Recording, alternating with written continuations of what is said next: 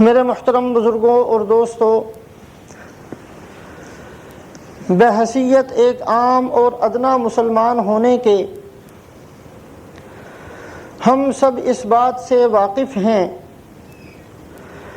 کہ محسن انسانیت، فخر کون و مکان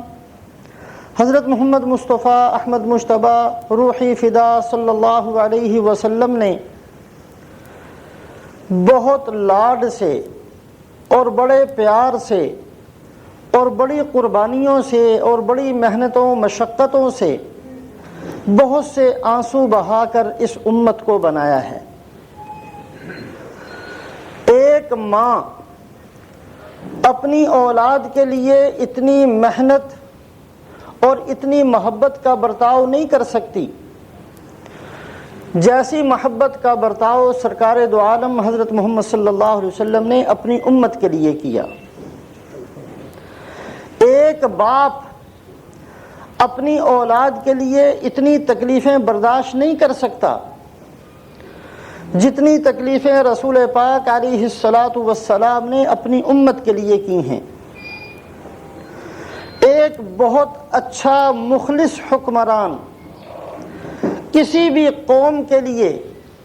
اتنی جامعیت کے ساتھ رہنمائی نہیں کر سکتا جتنی حضرت محمد صلی اللہ علیہ وسلم نے اپنی امت کی رہنمائی فرمائی۔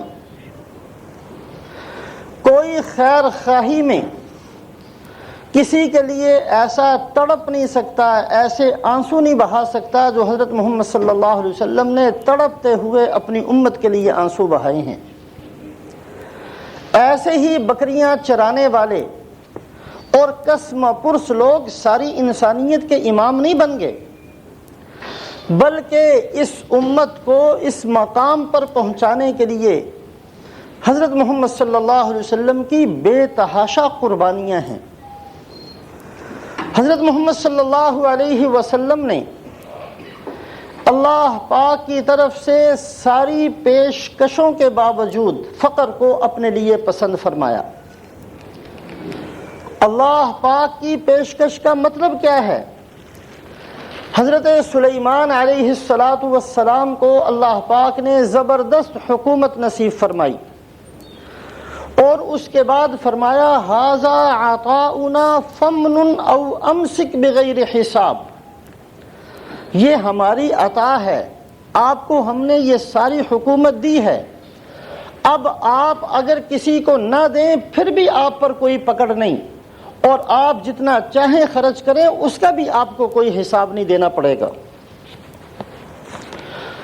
حالانکہ حضرت سلیمان علیہ السلام نے دعا کر کے ایسی حکومت اور ایسی مال اور دولت کی فراوانی مانگی تھی،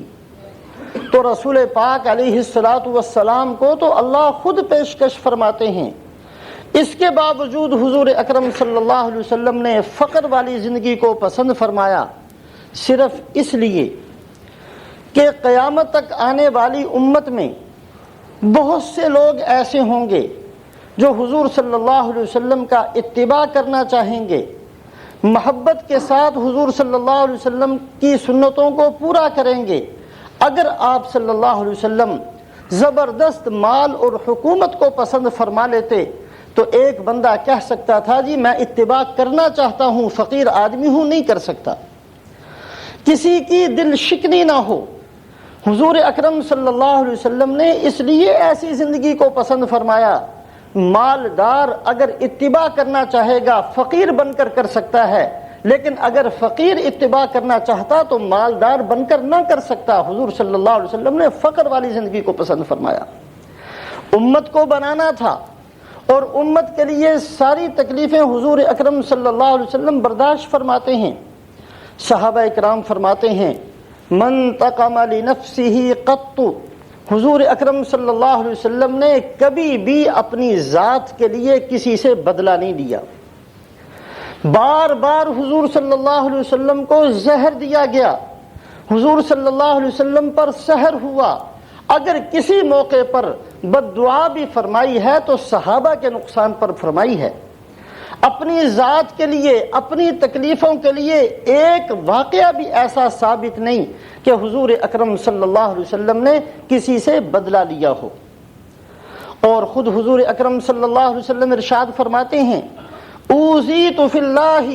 ما لم یوذ فیہ احد، مجھے اتنا ستایا گیا ہے جتنا کسی اور کو نہیں ستایا گیا، اتنا مجھے تکلیفیں دی گئی ہیں کہ کسی اور کو اتنی تکلیف نہیں دی گئی، اس لیے کہ ہم سب اس بات کو جانتے ہیں کہ مار پیٹ کا زخم بھر جایا کرتا ہے، لیکن ایک حساس آدمی، ایک سلیم الفطرت آدمی کسی کی بات کہی ہوئی جلدی نہیں بھلایا کرتا۔ جراحات السنان لها التئام ولا يلتام ما جرح اللسان، زخم تیر اور تلوار کے بھر جایا کرتے ہیں لیکن زبان کے زخم نہیں بھرا کرتے، اور حضور اکرم صلی اللہ علیہ وسلم کو جتنی تکلیفیں پہنچائی گئی ہیں، آپ صلی اللہ علیہ وسلم انتہائی حساس ہیں، سلیم الفطرہ اعلیٰ درجے کے ہیں، کس قدر مشقت اور تکلیف کے ساتھ ان تکلیفوں کو آپ نے برداشت فرمایا۔ مفسرین فرماتے ہیں سب سے زیادہ حضور اکرم صلی اللہ علیہ وسلم کو جن باتوں سے اذیت پہنچی ہے اور جن باتوں سے حضور اکرم صلی اللہ علیہ وسلم کا قلب مبارک بہت زیادہ تکلیف محسوس کرتا تھا، وہ باتیں تھیں جو لوگ اللہ کی شان میں کہا کرتے تھے، اللہ کے بارے میں کہا کرتے تھے، اس لیے کہ بڑے بڑے انبیاء علیہم الصلوات و تسلیمات کی زندگیوں کو اٹھا کر دیکھتے ہیں، اس قسم کی تکلیفیں نبیوں کو نہیں برداشت کرنی پڑیں۔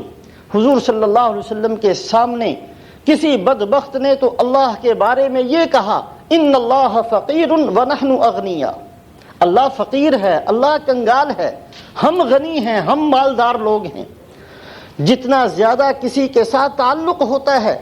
اس کے بارے میں کوئی بھی بات سننا انسان برداشت نہیں کیا کرتا۔ حضور اکرم صلی اللہ علیہ وسلم کو جتنا اعلیٰ تعلق اللہ کی ذات عالی کے ساتھ ہے، کسی اور کو نہ یہ تعلق ہے، نہ کوئی اس کا تصور کر سکتا ہے کس قدر حضور صلی اللہ علیہ وسلم کے قلب مبارک پر اس بات نے تکلیف کو محسوس کیا ہوگا۔ ان اللہ فقیر ونحن اغنیاء وقالت الیہود ید اللہ مغلولہ غلت ایدیہم ولعنوا، یہود نے یہ کہا کہ اللہ کے تو ہاتھ بندھے ہوئے ہیں،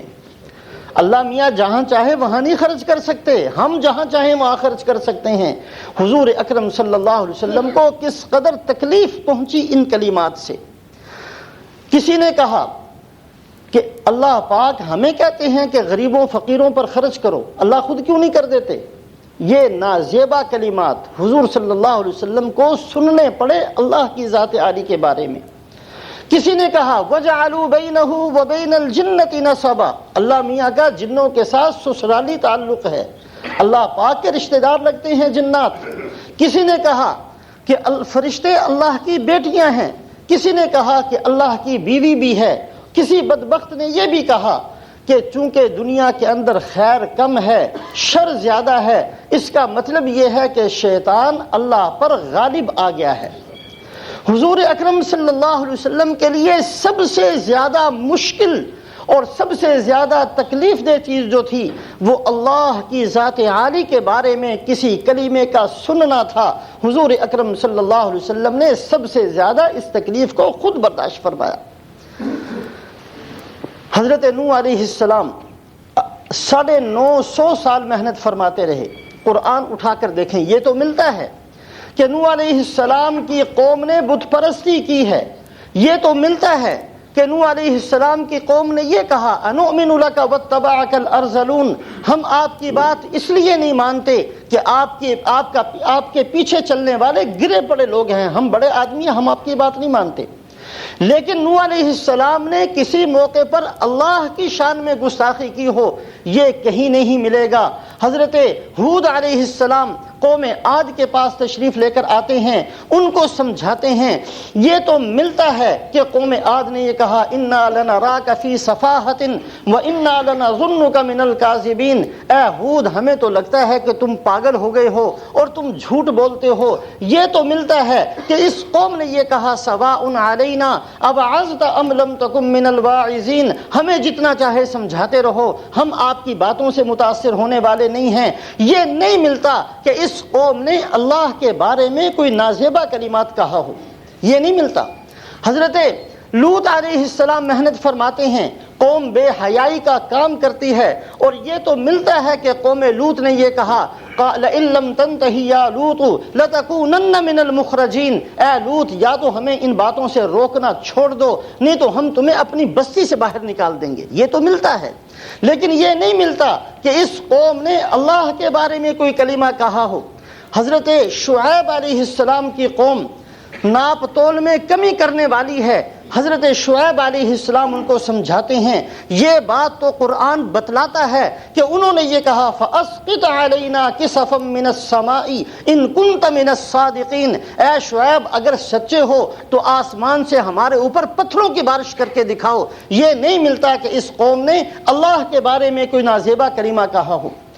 یہ سارے واقعات انبیاء علیہم الصلوات و تسلیمات کے اکا دکا فرعون جیسا خبیث تو کوئی ایسا ملتا ہے جس نے یہ کہا ذرونی اقتل موسیٰ ولیدعو ربہ، میں چاہتا ہوں کہ اللہ کو قتل کر دوں۔ عام طور پر اس قسم کے کلمات کسی قوم نے نہیں کہے کہ اللہ کی شان میں اور اللہ کی ذات عالی کے بارے میں کوئی نازیبہ کلمہ کہا ہو۔ حضرت محمد صلی اللہ علیہ وسلم کی زندگی اس تکلیف دہ چیز سے بھری ہوئی ہے کہ حضور صلی اللہ علیہ وسلم کو کتنی ایذا پہنچتی تھی اور کتنی تکلیف پہنچتی تھی اس قسم کے کلمات سن کر۔ ایک یہ قسم ہے حضور صلی اللہ علیہ وسلم کی ایذا کی۔